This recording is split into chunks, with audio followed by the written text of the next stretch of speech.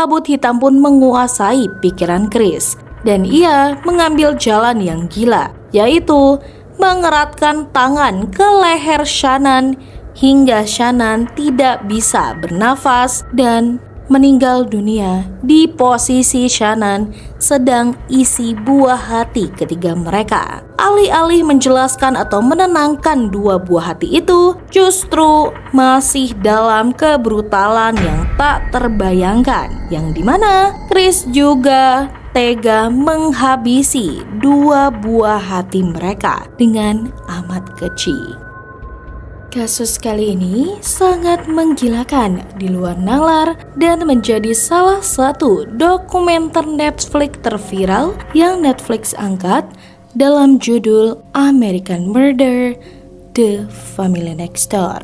Tepatnya seorang ayah, seorang suami, seorang pria biasa di mata tetangga. Tapi siapa sangka di balik senyum ramah itu tersembunyi sebuah rahasia kelam yang akan mengguncang dunia.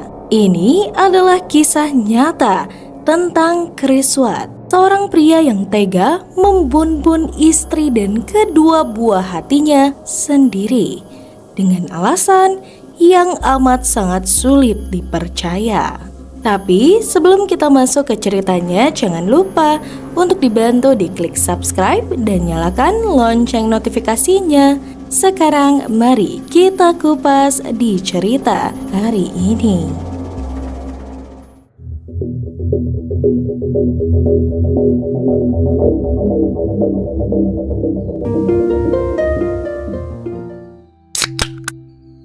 Christopher Lee Watt atau biasa dipanggil Chris Watt menikah dengan Shannon Catherine Watt pada 2012. Mereka tinggal di Frederick, Colorado. Dan hasil pernikahan yang indah itu, pasangan ini dikaruniai dua putri kecil yang bernama Bella dan juga Celeste. Shannon juga ternyata sedang hamil anak ketiga. Dan Shannon pun merupakan pribadi yang aktif. Ia juga sangat aktif di media sosial seperti di Facebook, dan ia sering juga memamerkan kehidupannya yang tampak bahagia, rumah indah, suami penuh perhatian, dan anak-anak yang lucu. Tetangga pasangan ini pun melihat rumah tangga Chris dan juga Shannon sebagai keluarga impian. Tidak ada tanda-tanda masalah besar. Tapi kembali lagi, dunia media sosial hanyalah potret yang dipoles. Di balik layar, ada keretakan yang perlahan-lahan merobek rumah tangga mereka. Chris dikenal sebagai pria tenang, pendiam, bahkan pemalu. Shannon, istrinya, sebaliknya. Ia merupakan perempuan yang penuh energi, dominan, selalu jadi pusat perhatian. Dari luar, pasangan ini seolah saling melengkapi. Tapi di balik senyum mereka, hubungan itu pun rapuh. Shannon ternyata sering menulis pesan teks kepada teman-temannya. Shannon berkata, Chris sangat bersikap dingin. Dia hampir tidak pernah menyentuhku lagi, ujar Shannon. Dan Shannon juga merasa bahwa Chris sedang menjaga jarak. Chris tidak lagi memeluknya seperti biasa, tidak juga memandangnya dengan cinta seperti dulu. Tapi di sisi lain, Chris juga merasa terjebak. Kenapa begitu? Chris yang sudah memiliki dua buah hati dan istri yang sedang hamil anak ketiga itu, serta utang rumah yang ternyata menumpuk dan rumah tangga yang makin penuh tekanan, menimbulkan Chris ingin terbebas. Tapi Chris tidak pernah berani untuk mengungkapkan. Setelah itu pun, Chris bukan lagi pria yang sama. Dan di dalam hatinya, sebuah keputusan mengerikan mulai tumbuh. Di kantor tempat Chris bekerja yang bernama Anadarko Petroleum, Chris ternyata bertemu dengan seorang perempuan bernama Nicole Kessinger. Chris di sini melihat ada rasa yang aneh. Ia merasa sesuatu yang unik dan menyenangkan. Tapi tiba-tiba saja Chris membandingkan Nicole dengan Shannon. Nicole perempuan yang tidak menuntut. Ia merupakan pendengar yang baik, penuh perhatian, membuat Chris merasa dihargai sebagai dirinya sendiri, bukan hanya sebagai suami ataupun ayah. Chris pun dari situ mulai jatuh hati. Nicole memberinya sesuatu yang sudah lama hilang, yaitu gairah. Tapi di sisi lain, bagi Nicole sendiri, Chris adalah pria mapan, tampan, penyayang, dan katanya lagi sudah dalam proses perceraian. Dari situ, sebuah kebohongan halus yang membuatnya percaya. Sejak Chris jatuh hati pada Nicole, hidup Chris pun jelas terbelah. Di satu sisi, ada Shannon, Bella, Celeste, dan bayi mereka yang sedang dikandung. Tapi di sisi lain, ada Nicole, kebebasan, rasa muda kembali, kehidupan tanpa beban. Chris akhirnya mulai berubah drastis. Chris mendadak rajin ke gym, tubuhnya pun makin atletis. Chris malah sering tersenyum sendiri saat menggenggam ponselnya. Bahkan, Shannon pun menulis curahan hatinya yang berkata, "Aku merasa aku tidak kenal Chris lagi." Semenjak saat itu, Shannon pun jelas semakin curiga. Tapi Chris semakin dalam terjebak. Perselingkuhan Chris dengan Nicole ini memberi rasa euforia seperti narkoboy yang membuatnya melupakan realita. Ia mulai bermimpi hidup bersama Nicole tanpa beban keluarga. Tapi kembali lagi ada tembok besar. Perceraian berarti proses hukum panjang, beban finansial, serta citra dirinya sebagai pria baik akan hancur. Di pikirannya yang gelap itu, Chris menemukan sebuah jalan pintas. Jalan yang dimana dia berpikir, jika keluarga itu hilang, maka aku bisa bebas. Tepat pada tanggal 12 Agustus 2018 malam, Shannon pulang dari perjalanan bisnis. Ia pun masuk ke rumah seperti biasa, tidak ada pikiran aneh atau hal aneh. Dini hari, tepatnya beberapa jam kemudian, sekitar pukul 1 malam, terjadi sebuah pertengkaran yang pecah. Shannon menuntut kejelasan terhadap sikap Chris. Chris pun di situ mengaku sudah tidak mencintai Shannon lagi. Dalam momen tragis itu, Shannon yang jelas emosi mendengar pengakuan Chris. Ia pun menduga bahwa Chris berselingkuh. Shannon di situ yang berteriak dan marah membuat Chris tidak terima, dan pemikiran Chris sebelumnya tentang ingin bebas mulai menyelimuti pikirannya dengan pikiran-pikiran gelap. Setelah itu, Chris juga berpikir jika mereka bercerai, citra Chris lah yang akan hancur karena Chris diduga berselingkuh. Dari situ, kabut hitam pun menguasai pikiran Chris. Dan ia mengambil jalan yang gila, yaitu mengeratkan tangan ke leher Shannon hingga Shannon tidak bisa bernafas dan meninggal dunia di posisi Shannon sedang isi buah hati ketiga mereka. Sangat gila sekali, bukan? Aku pun jujur merinding cerita ini sama kalian.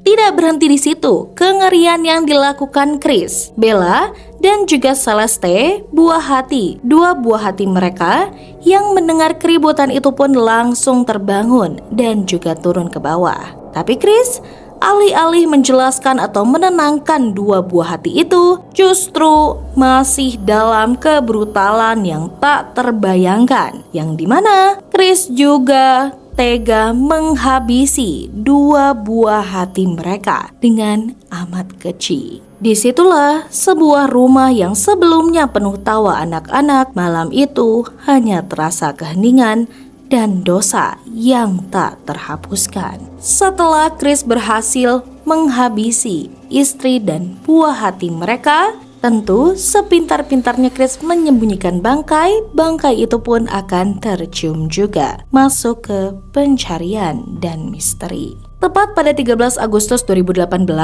Shannon yang ternyata memiliki janji temu dengan dokter di hari itu tidak muncul di janji temu dengan dokter kandungan. Sahabat Shannon yang bernama Nicole Atkinson datang ke rumah Shannon. Ia pun melihat telepon, dompet, dan mobilnya tertinggal di rumah.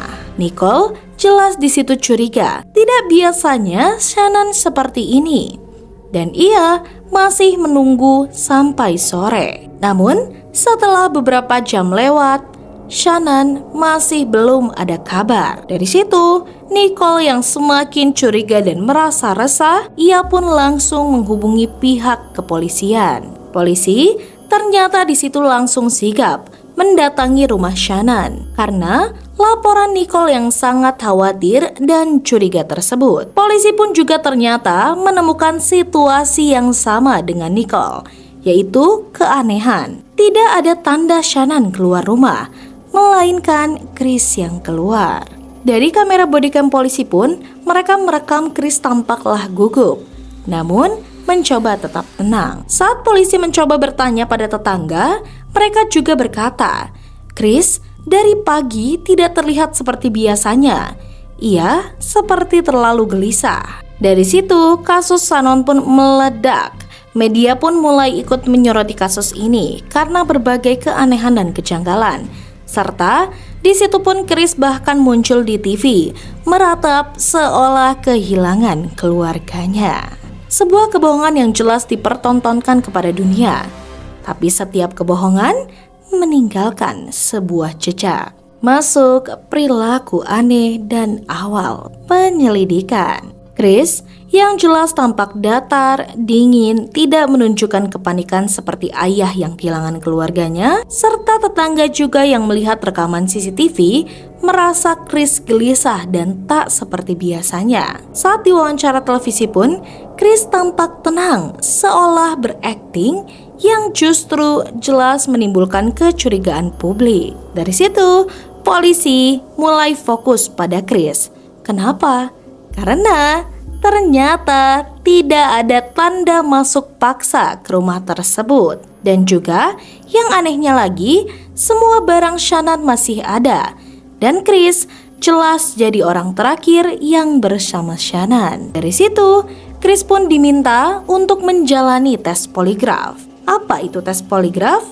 Tes poligraf sendiri adalah metode yang mengukur respon fisiologis tubuh seperti tekanan darah, detak jantung, pernafasan, dan konduktivitas kulit terhadap serangkaian pertanyaan untuk menentukan apakah seseorang berbohong atau jujur. Dan setelah menjalani beberapa rangkaian dari interogasi dan juga tes poligraf ini akhirnya keluar. Dan apa hasilnya? Boom, jelas. Gagal total. Chris diduga berbohong besar. Tes itu berkata, "You failed, kamu gagal dan kamu gagal total." Dari sana, tekanan penyelidikan pun mulai semakin kuat.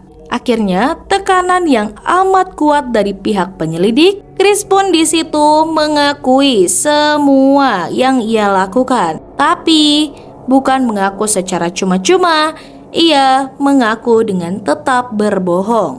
Chris mengatakan Shannon menghabisi nyawa buah hati mereka. Lalu, Chris mencoba membun-bun Shannon karena marah. Tapi bodohnya Chris tetap saja. Kebohongan tetap akan meninggalkan jejak. Bukti forensik tersebut justru menunjukkan sebaliknya, bahwa Shannon dihabisi karena dicekik lebih dulu. Dan buah hati mereka kemudian jelas dibun-bun oleh Chris. Karena pasalnya, Shannon yang tewas terlebih dahulu. Dari situ, lokasi jasad mereka pun ditemukan.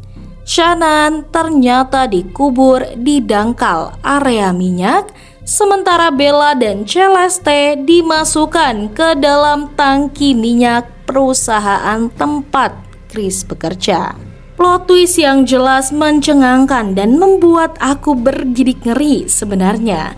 Bagaimana bisa seorang ayah yang harusnya menjadi pelindung mengubur rahasia terdalamnya dengan menewaskan keluarganya dan disimpan tubuhnya di tempat kerjanya sendiri, yang juga awal dari kengerian ini dimulai. Setelah terbukti Chris bersalah, akhirnya masuk ke persidangan dan hukuman. Chris yang jelas didakwa dengan 9 pasal termasuk pembunuhan tingkat pertama. Untuk menghindari hukuman mati, Chris pun memilih untuk mengaku bahwa ia bersalah. Tepat di November 2018, hakim pun menjatuhkan hukuman 5 kali penjara seumur hidup tanpa kemungkinan pembebasan bersyarat. Saat putusan hakim disebut pun masih tidak menyangka, bukan?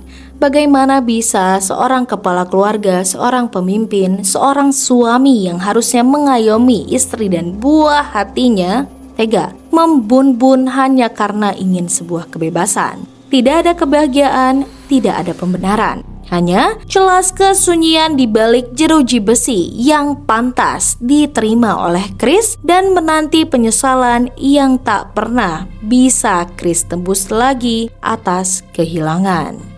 Lantas kasus Chris Watt ini disebut sebagai American Murder, The Family Next Door. Kasus Chris Watt ini dan dari dokumenter Netflix pun membuat kasus ini sangat amat mengerikan dalam sepanjang sejarah kota tersebut. Karena kasus Chris Watt ini bukan sekedar tragedi keluarga yang mengerikan, ini adalah pengingat bagi kita semua bahwa monster kadang hadir dalam wajah yang paling kita percayai, sebuah kisah yang mengguncang dunia dan meninggalkan luka yang tak akan pernah sembuh. Monster yang kita percayai, monster yang kita rasa ia akan melindungi, tapi nyatanya ia adalah monster yang tertutupi dan meninggalkan luka yang tak akan pernah sembuh hanya karena ingin bebas dan hanya ingin kembali ke masa mudanya. Sangat tidak masuk akal, bukan? Ya, jadi bagaimana tanggapan kalian? Tulis di kolom komentar. Dan bagi kalian yang menyukai kasus kriminal misteri mencengangkan dari seluruh dunia, jangan lupa untuk dibantu diklik like, subscribe, share, dan nyalakan lonceng notifikasinya. Tetap aman, waspada, dan terinformasi. Tunggu next kasus menggemparkan lainnya hanya di Kisah Kriminal Nyata. Terima kasih.